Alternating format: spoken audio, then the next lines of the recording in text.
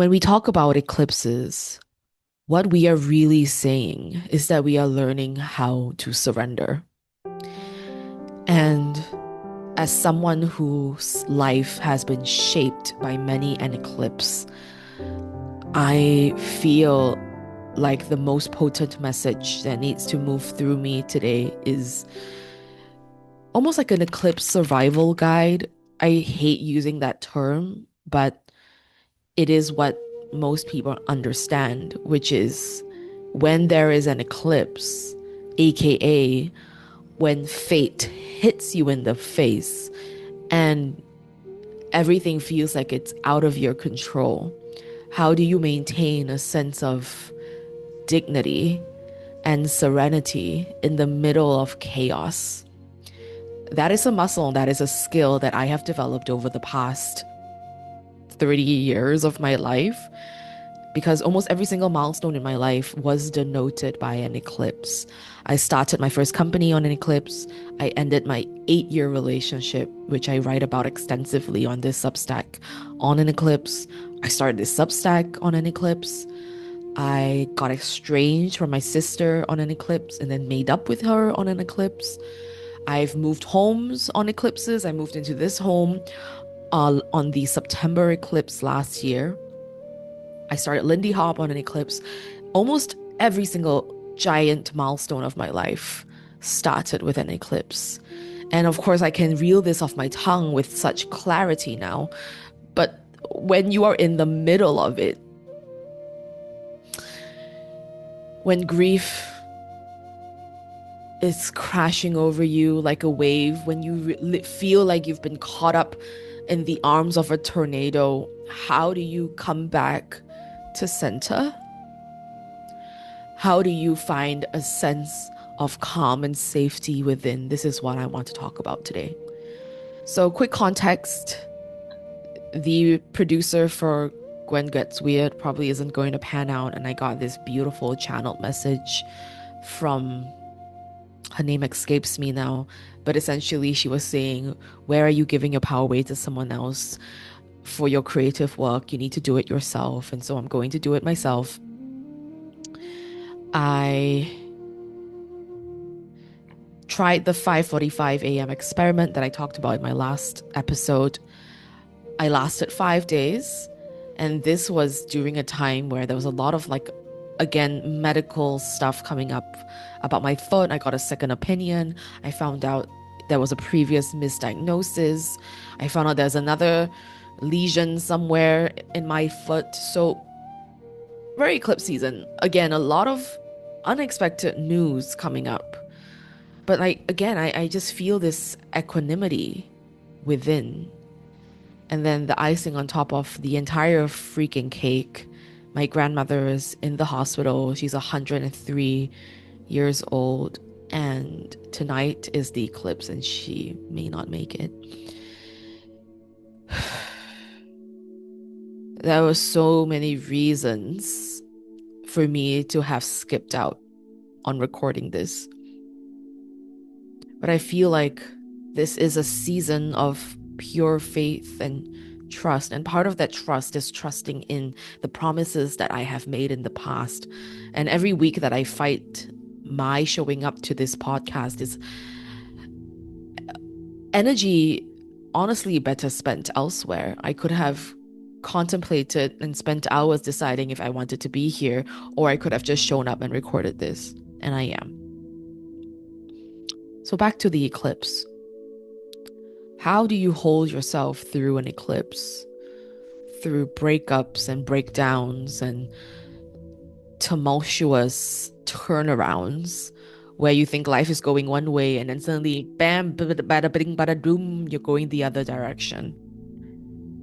I think this comes back down to the quality of magic and energy and kind of like the mechanics of our world.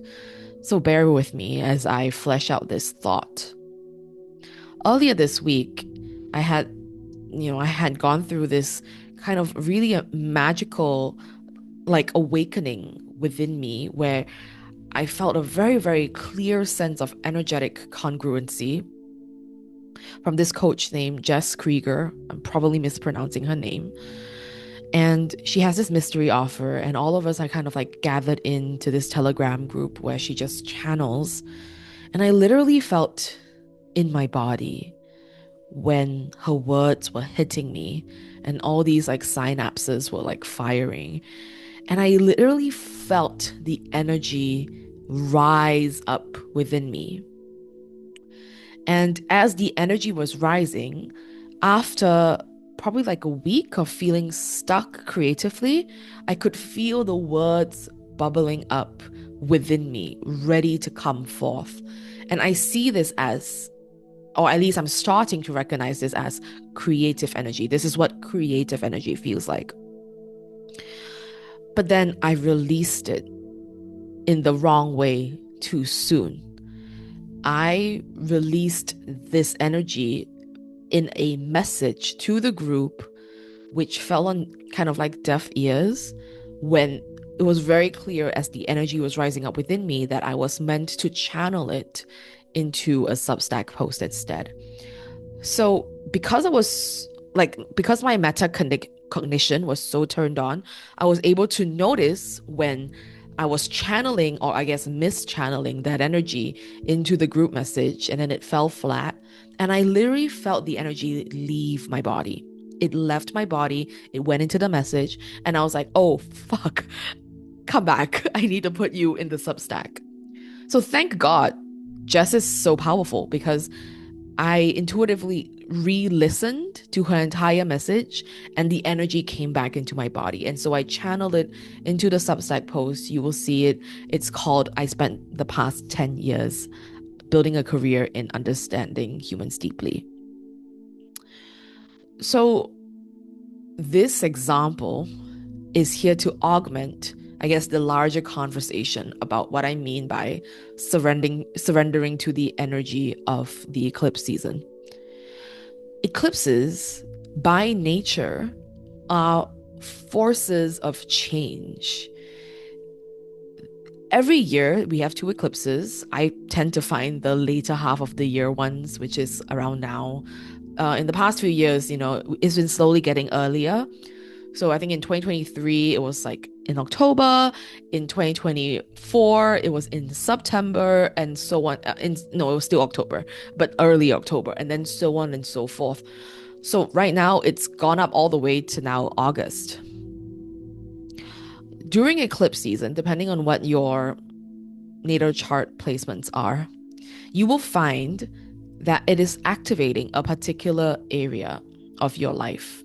But even if the topics of that particular house are not coming through, there will be moments of what feels like sheer serendipity. I see it as the veil is thin.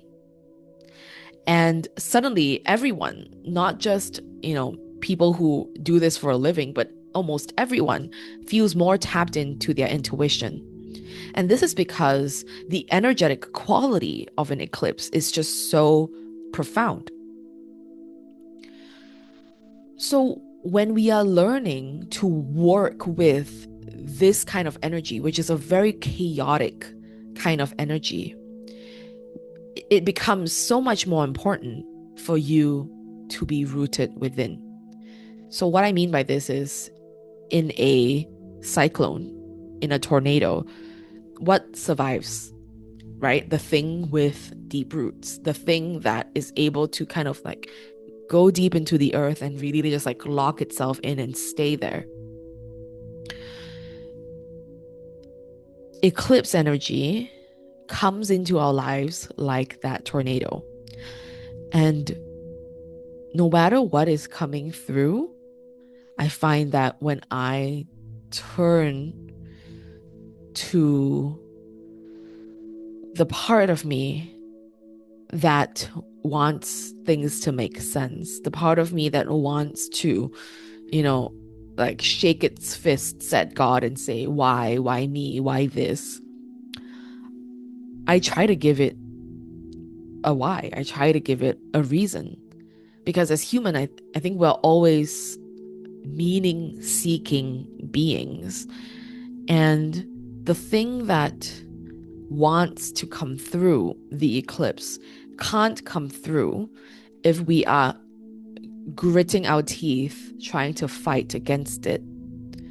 But when instead I turn my mindset into one of curiosity, which sounds strange to say because when you're in the moment, your animal body, your actual body is grieving. It's sad. It's devastated at the changes that are happening. But it's almost like your mind or your higher consciousness. I don't really know how to describe it, but it's like there is a part of you, the part that believes in magic, the part that believes in God, the part that believes that everything is happening for a reason. That part comes online during eclipse season.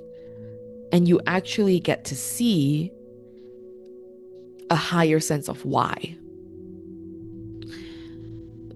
So I think what I'm trying to say is if something is happening in your life right now and you're not quite sure how to deal with it, or if you're watching this not during eclipse season, any other time of the year where there is really potent energy in the air, I want you to give your body the space it needs to process whatever it's going through, but at the same time, almost look at it as an observer.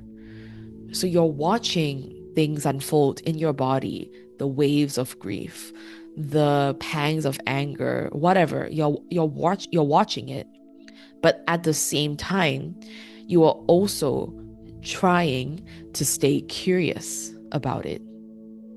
You are looking at it through the lens of almost like an anthropologist, but in this case, you are the anthropologist of your life. Because, like I said at the beginning, when I was talking about all those different milestones in my life that all coincided with an eclipse, like the reason that I can feel so chill about it now is because I know that in the long run, no matter what, everything that happens during an eclipse works out for my highest good. It is always in your favor. So when you can detach in that sense and put your hope in the future outcome, which has not manifested yet, and you're still in the thick of it now, can you hold yourself through that by anchoring on the why, anchoring on, I know that this is for something, but I'm not sure what it is. So I'm going to take care of myself and hold myself through this while anchoring on the fact that there is a why and I will find that why sooner or later. But I just need to surrender to whatever is unfolding now. And I think that's probably the last thing that I'll say. Anything that happens during eclipse season is usually 100% out of our control, meaning the things that happen are not something that you have initiated. It rarely is. It honestly rarely is. Either things have been unfolding in your life that happen to manifest in that moment, or something completely blindsides you and you're like, where on earth did this come from? Who chose this? Okay, right? And then you just go through with it. I want to end this with a little bit of a closed eye meditation or prayer. This is very different than what the past weeks have been. But I feel like since I'm working with you under the eclipse, we might as well capture some of that energy together. So if it's safe, close your eyes, coming back into your body, into your center.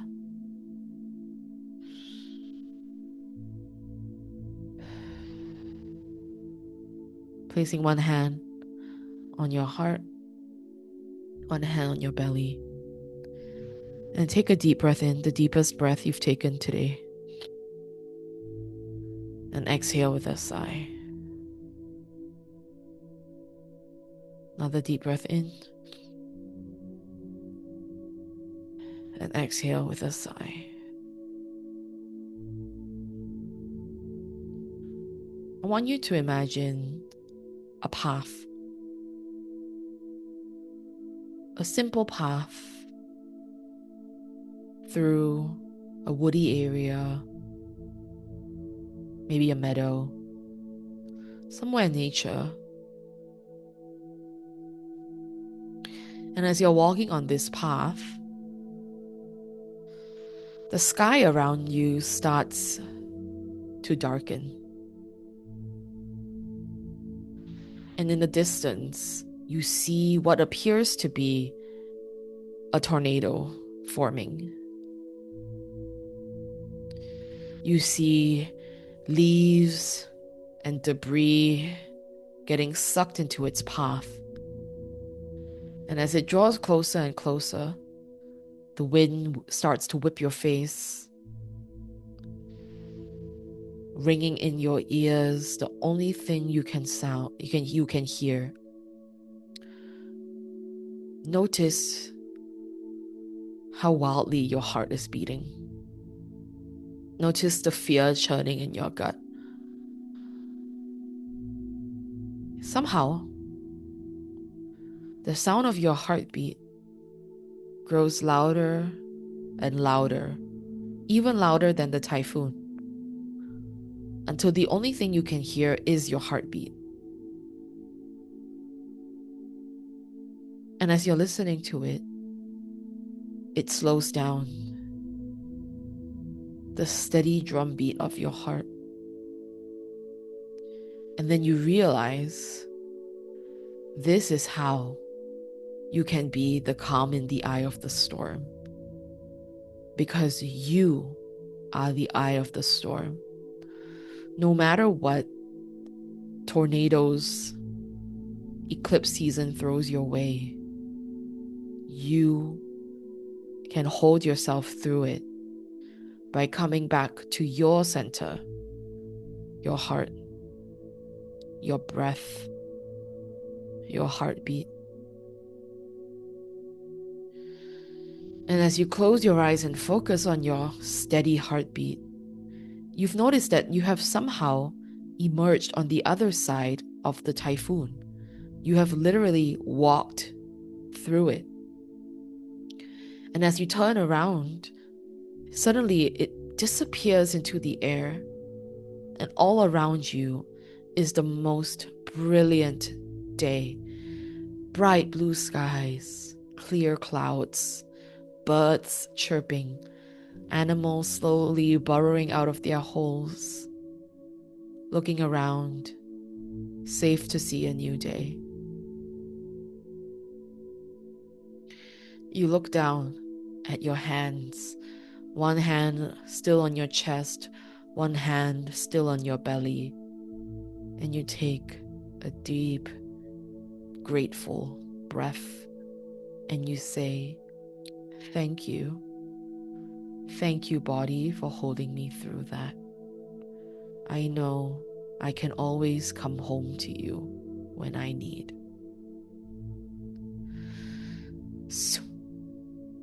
And so it is. Giving yourself one final hug. And when you're ready, slowly, slowly opening your eyes again. Whew, that was nice. All right. I wish you all the best in this eclipse season. Remember, when you feel lost, when you feel confused, when you feel like you are alone navigating the craziness of this journey, just know that there are so many people like me walking alongside you. You are not alone, and we are all walking ourselves through this with as much grace, integrity, and heart as we can. I am sending you so much love during this eclipse season. I will see you next week. Goodbye. Love you.